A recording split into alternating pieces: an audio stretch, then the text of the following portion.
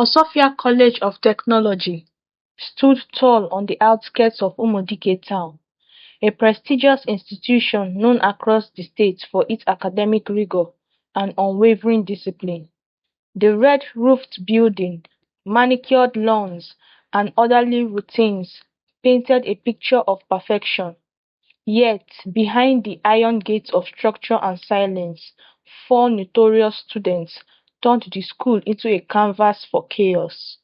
Uche, George, Dare, and Timothy were not just friends, they were partners in mischief, a band of brothers bound by curiosity, boredom, and an endless appetite for adventure. They were clever, charming, and had a knack for skirting the edges of school rules without completely falling off the cliff, until one night changed everything.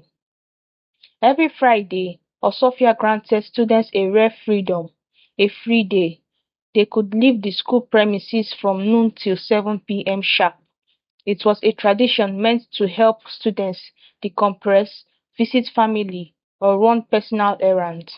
Most students appreciated this privilege and returned on time, understanding the consequences of abusing it.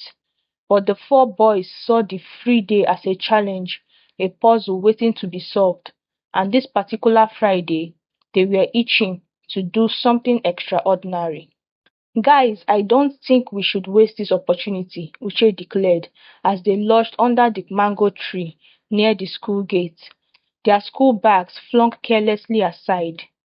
I agree, George said, his eyes gleaming. Why return early when we can have the night for ourselves? Dare the thrill seeker couldn't hide his excitement. Let's go clubbing in town. There's a new DJ at Club Mirage. It's gonna be lit. Timothy, the most intelligent and calculating of the group, hesitated. What if we get caught? You know how sharp Mr. Kayode is. But the persuasive pull of fun overpowered caution, and within minutes the four boys were headed into town, dressed to impress, their pockets stuffed with allowance money saved for such a moment. The town of Umudike was buzzing with life, bright lights, loud horns, the scent of suya in the air.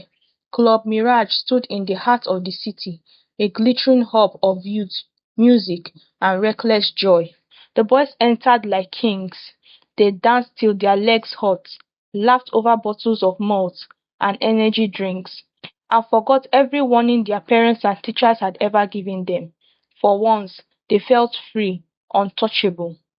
But when Dare finally glanced at his phone and saw the time, 3:07 a.m., his smile vanished. "Oh no!" Uche exclaimed, jumping to his feet. "We missed the curfew." "We are more than 6 hours late," George groaned. "There's no sneaking in now. The gates will be locked tight," Dare muttered. Timothy, always the thinker, tried to remain calm. "Let's find a place to sleep. We'll come up with a story in the morning." They stumbled to a cheap roadside hotel, paid for a small room, and collapsed on the creaky mattress, the loud bars of the club still pounding in their ears. At dawn, the reality hit like a slap. Timothy paced the room, already crafting an alibi. "We need a believable story. We'll say the car bringing us back broke down. I can ask my friend outside to forge a hotel receipt. It will match our lie." Uche looked impressed. "That might actually work," George added. "Let's throw in some drama. Maybe say there was no network and we couldn't call." Dare smirked. "Genius, let's go with it." With forged receipts in their hand and expressions of fake remorse plastered on their faces, the boys returned to school. As expected, the school had been in a frenzy over their disappearance. Their names had been announced repeatedly on the public address system. Their absence had been noted and deeply frowned upon. The dreaded summons came by noon. The four boys walked into the principal's office like actors stepping on a stage. Mr. Kayode sat behind a wide mahogany desk, his round glasses pecked on his nose, his eyes scanning a file. "Where were you boys last night?" he asked without looking up.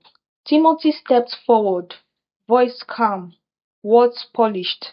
Sir, the vehicle we entered broke down in Iyana-Odo.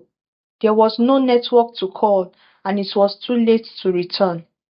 We slept in a nearby hotel. Here's the receipt. Mr. Kayode took the paper, glanced at it, then at the boys. He said nothing for a long time, just a slow, quiet stare. Go back to your classes, he said finally. As they left the office, the boys could hardly contain their relief. We did it, George whispered. Smoothest heist ever, Dare said with a grin. But they didn't know Mr. Kayode wasn't done. The next day, Mr. Kayode stormed into their economics class. He didn't greet anyone. Uche, George, Dare, Timothy, see me after school. The boys exchanged confused glances, trying not to panic. What does he want again? Uche muttered. Relax, it's probably over, Timothy said, though even he didn't sound sure. You will each enter a different room. You have 5 minutes to answer 3 questions, Mr. Kayode said. They obeyed. The questions on the sheet froze their blood. What was the color of the car you entered? At what exact location did the car break down?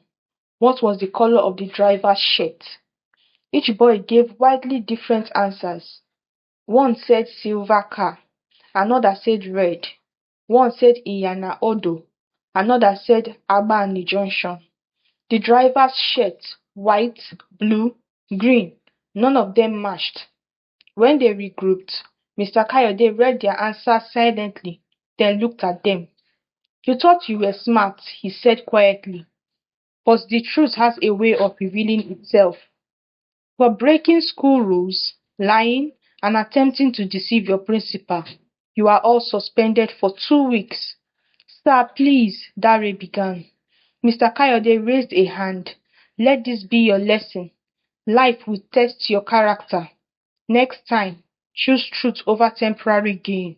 Words of their suspension spread quickly. Other students, once envious of their boldness, now avoided their gaze. Their teachers were disappointed, and their parents furious. The boys, stripped of their pride, spent the suspension in self-reflection.